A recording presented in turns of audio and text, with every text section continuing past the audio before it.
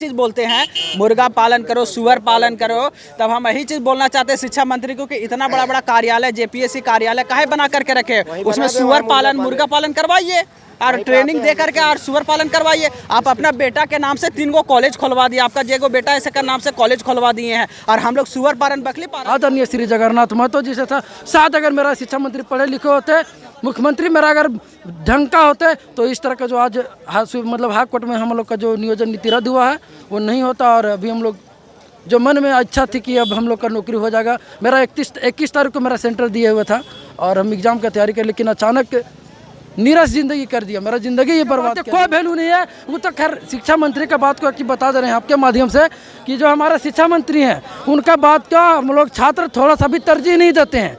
वो कुछ भी बोल देते हैं, शाम में मड़िया हड़िया पीते हैं, बोल दिए कुछ ही नहीं निकालेंगे वो करेंगे, तो उनका बात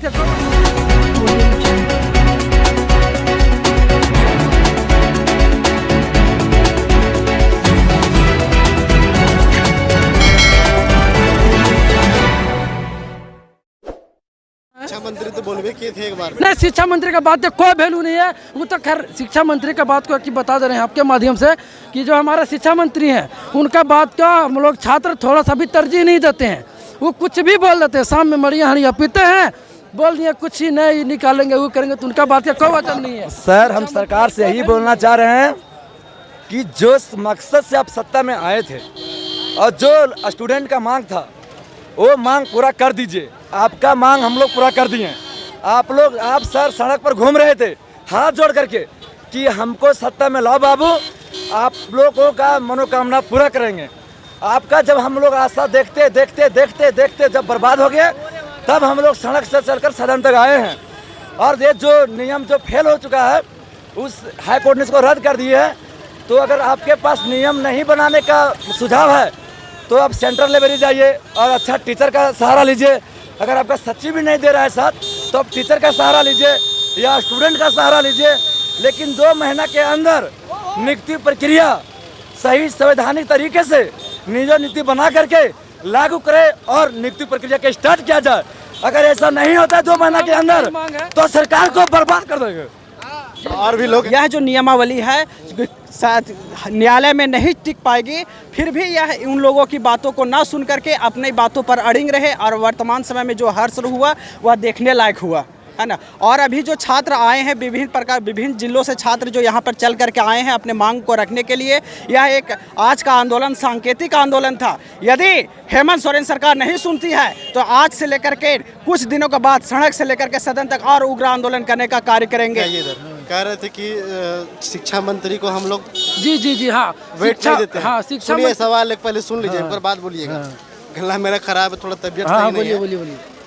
शिक्षा मंत्री को बोल रहे हैं कि हम लोग हल्के में लेते हैं। और झारखंड में आपको पता है सबसे ज्यादा बहाली किस्मत हम मान रहे हैं, लेकिन दुर्भाग्य हमारा झारखंड का कि हमारे शिक्षा मंत्री अयोग्य हैं। वो अनर्गल बयान शुरू से आप देखते हैं उनका हमेशा अनर्गल बयान रहा है। कभी भी उनका सूटेबल झारखंड मतलब जो भी, जैसे हाल फिलहाल में 2 दिन पहले वो क्या बोलते हैं, हम पारा शिक्षक का नियुक्ति कर देंगे वैकल्पिक और सुप्रीम कोर्ट जाएंगे। बोलते हैं कि नहीं से अभी नहीं होगा, क्या होगा, आने वाला जो 8 लोग वो लोग का नौकरी होगा। तो ये अनर्गल बयान देते हैं। एक मंत्री एक रिस्पॉन्सिबिलिटी पोस्ट है, शिक्षा मंत्री बहुत बड़ा पोस्ट है, उनका बहुत बड़ा पावर है, लेकिन उनका बोलने का और करने का कोई मतलब नहीं है, कुछ भी बोल देते हैं। वो उनके पास संयम नाम का चीज़ नहीं है। ठीक है, तो मुख्यमंत्री हमारे जो तैयारी का जिक्र कर रहे हैं। जी हम पीजीटी का तैयारी कर रहे थे और पीजीटी में मेरा बहुत बेहतर तैयारी था, वही दर्द आपके सामने झलक रहा है। हम लोग कभी इस तरह का आंदोलन में नहीं आए थे, लेकिन पहली बार हम लोग हजारीबाग में भी निकलने काम किए और उतना बोले तो आने समय और हम लोग हजारीबाग से चलकर यहाँ तक आए हैं। पीजीटी का तैयारी कर रहे थे और हम लोग का मेरा सबसे बड़ा अगर दिक्कत था तो वो था शिक्षा मंत्री से। आदरणीय श्री जगन्नाथ महतो जी से था साथ, अगर मेरा शिक्षा मंत्री पढ़े लिखे होते, मुख्यमंत्री मेरा अगर ढंग का होते तो इस तरह का जो आज मतलब हाई कोर्ट में हम लोग का जो नियोजन नीति रद्द हुआ है वो नहीं होता। और अभी हम लोग जो मन में इच्छा थी कि अब हम लोग का नौकरी हो जाएगा, मेरा 21 तारीख को मेरा सेंटर दिया हुआ था और हम एग्ज़ाम का तैयारी कर, लेकिन अचानक नीरस जिंदगी कर दिया, मेरा जिंदगी ये बर्बाद कर दी सरकार। आप ही का नहीं, झारखंड के लाखों विद्यार्थियों का जीवन निरस्त हुआ है, लेकिन हम लोग हाँ मेरे भाई लोग बहुत दुख है कि वही तो बोले सर कि ये दर्द है। पहली बार हम मीडिया के सामने ही बोल रहे हैं इससे पहले ना कभी बोले थे ना कभी हम इस तरह का आंदोलन में भाग लिए थे। अगर शिक्षा माननीय शिक्षा मंत्री जी अगर हर बार यही चीज़ बोलते हैं मुर्गा पालन करो, सुअर पालन करो, तब हम यही चीज़ बोलना चाहते हैं शिक्षा मंत्री को कि इतना बड़ा बड़ा कार्यालय जेपीएससी कार्यालय काहे बना करके रखे, उसमें सुअर पालन मुर्गा पालन करवाइए और ट्रेनिंग दे करके और सुअर पालन करवाइए। आप अपना बेटा के नाम से 3 गो कॉलेज खुलवा दिए, आपका जेगो बेटा ऐसे का नाम से कॉलेज खुलवा दिए हैं, और हम लोग सुअर पालन बकरी पालन करें। अगर हम लोगों के अंदर में योग्यता नहीं होगा तो हम लोग भविष्य में वही चीज़ करेंगे। हम लोग के पास योग्यता है, योग्यता रखे हुए तब हम लोग डिमांड करें, अन्यथा विदाउट योग्यता के डिमांड नहीं कर रहे हैं। यदि मुख्यमंत्री जी के अगर मंशा होगी, मुख्यमंत्री जी क्या है, जिस समय से जन्मे उस समय चांदी के चम्मच में भोजन करते आ रहे हैं। हम लोग क्या है, हम लोग पत्तल पर भोजन कर रहे हैं, हम लोग मूल आदिवासी है। और यदि झारखंड के मुख्यमंत्री श्री हेमंत सोरेन जी कहते हैं कि आदिवासी है, वो तो हम लोग के नज़र में आदिवासी देखने से नजर ही नहीं आते हैं। वो काल नेमी राक्षस के समान है। जिस प्रकार से काल नेमी राक्षस अपना रूप बदल लिया था और एक भक्त का रूप दिखा रहा था, उसी प्रकार से आदिवासी का केवल मुखोटा रखते अंदर से इनके मन में छल प्रपंच हर वक्त भरा हुआ रहता झारखंडियों के खिलाफ में।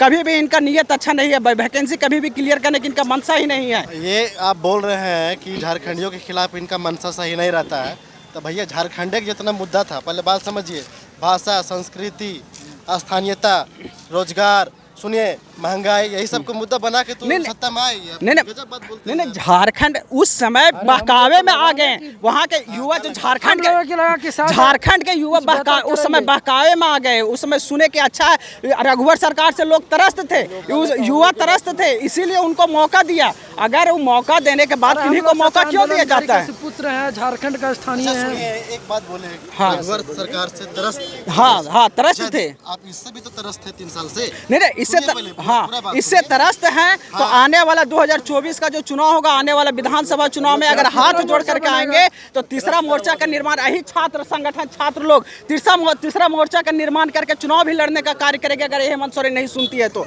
हम इस चीज को भी बतला देना चाहते हैं। अगर हेमंत सोरेन सोचते होंगे कि हाँ मेरा बाप अगर विधायक था। सुनिए, एक प्रश्न है, विद्यार्थियों का तीसरा मोर्चा क्या होगा? पहले सुनिए, पहले बीजेपी और ये आजसू का गठबंधन में सरकार चली 5 साल, अभी कांग्रेस, आरजेडी और बाकी की जो घटक और मुख्य रूप से जीएमए में ये भी फेलियर अगर हो जाता है तो फिर आप लोग तीसरा जो मोर्चा है भविष्य